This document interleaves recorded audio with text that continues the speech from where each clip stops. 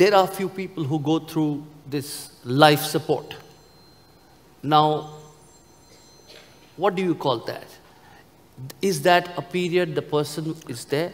And also when you're talking about samadhi and conscious dying, one had seen in India there was a way people used to leave the place and go to a place like Kashi and will die, the preparation for death.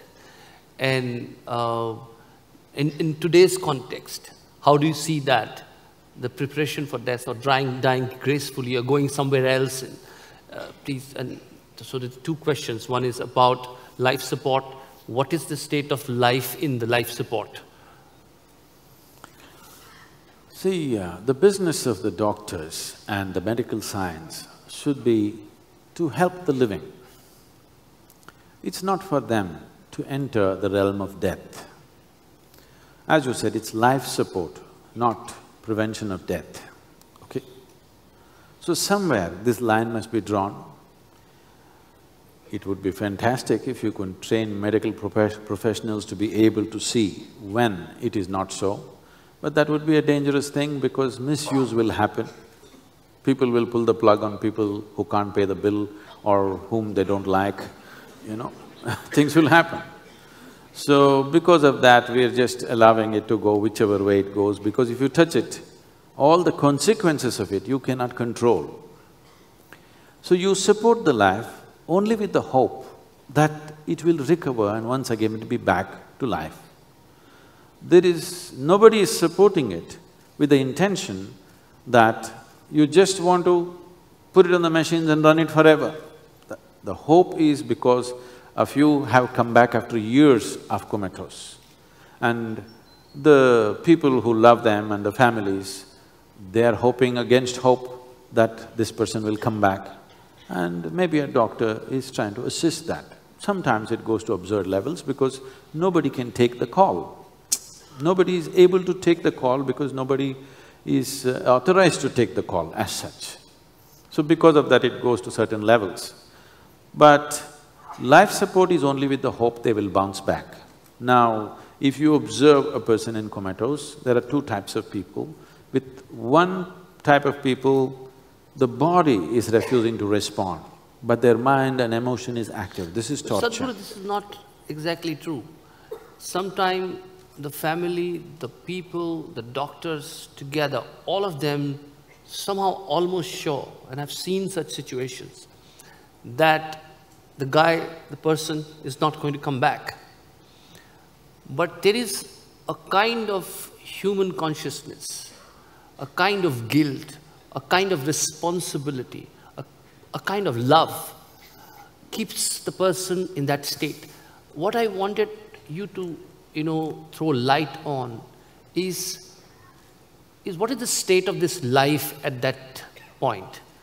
With this, because the life is not manifesting itself through this body. And neither it has taken, if you talk about rebirth or reincarnation on another life, it has not done that. So what is the state of this life? Above all these things that you mentioned, there is a law. If you pull the plug, there is a law for that. And that's what I was coming to. There are two conditions in this. In one condition, the body has become inert, that you're not able to get the body going. But the one who is within, the mind is active, emotion is active, all perceptions are there. This is torture because the body is refusing to move. But there are other kinds of situations, the body seems to be reasonably vibrant and active, digests food, everything is happening, but inside it's become blank. If inside has become blank, if you wait for 5 cycles of 21 days, then for sure life is gone.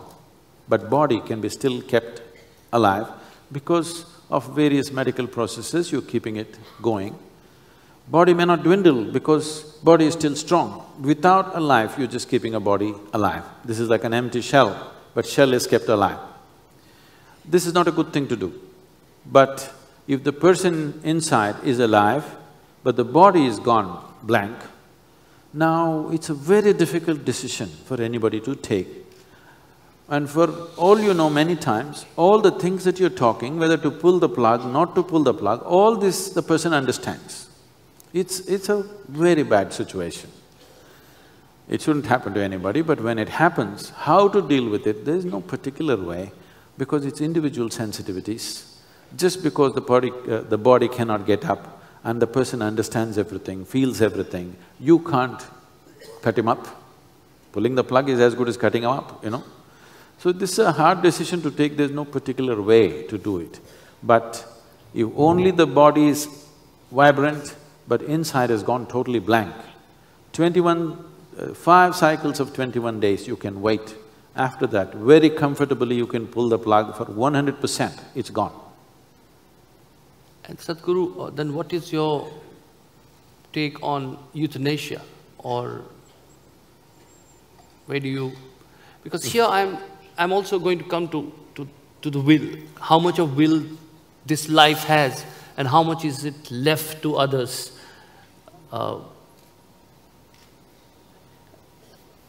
Your point about euthanasia. In my opinion, nobody has a right to hold an opinion on euthanasia, because it's your opinion, you're not making a judgment, it's not an informed judgment, it is an opinion. As I said, if life is gone but only body is there, you can pull the plug, but still, for the people around, including the doctor and the relatives and whoever that person means something to them, they see the body is good, the heart is beating good, all the parameters are good. Why would they want to pull the plug? You cannot tell them to pull the plug because they think it's on. So, I don't think… So, if it is left to an individual, then if he wants to willingly give up life… But the problem is not in a state to say that. He might have said it before. Suppose he's in a state to say that, so that brings to suicide. So do you think he has the will and the right to exercise that? See, the simple thing that we did in this country is, if an individual decided, those who do not have the capability to smoothly exit this body without causing any damage to it, those who did not have this, they always walked away into the forest and just sat under a tree. After some time, without eating, they would just go. This is a normal vanaprastha. You heard in Mahabharata all this Kunti, all the Dhritarashtra and even the Doordarshan guy, Sanjaya, all these people went into the forest to live on dry leaf and this and that for some time and slowly dwindle the body and exit. The body begins to understand. All the creatures, most creatures do this. You must see how a cobra dies.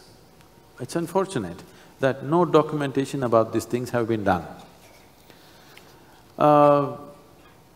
If a cobra realizes it's time to die, it will go up to some place where it will not be eaten by predators and things. Usually it'll climb up a tree and sit on one branch, and it just sits on the branch and that's it. In about 20 to 25 days, it will die. Because a cobra can easily exist, its normal meal itself is spaced out somewhere between 11 to 15 days. Because of that, beyond 20, 25 days, 30 days, it will die, so it will simply sit without eating and slowly dry up just like that. Even a creature, a crawling creature like that has this much awareness. This would be the best way to do. But even if I talk about it today, the so-called modern society which eats 5 meals a day, they will be terribly upset and they won't let me into America because they eat 12 meals a day. Everybody's recommending this. So, this has been the normal process. If you are not a yogi, if you do not know how to exit, you come to a place, you sit quietly by yourself. If your relatives are around, they won't let you do that, they will stuff food into you, you know, because our idea of love is to stuff the people with as much as we can. So, they won't let you do those things, that's why people went to some place, sat in a place where the energies are good, because being in a positive, live energy space is important, because to be without food becomes very effortless if the outside energy is conducive and supportive. If the outside energy is little depressive, you will see you will need a lot more food and the compulsions of food are strong within you. So this is a way, but you can't suggest that to modern life, they will, you know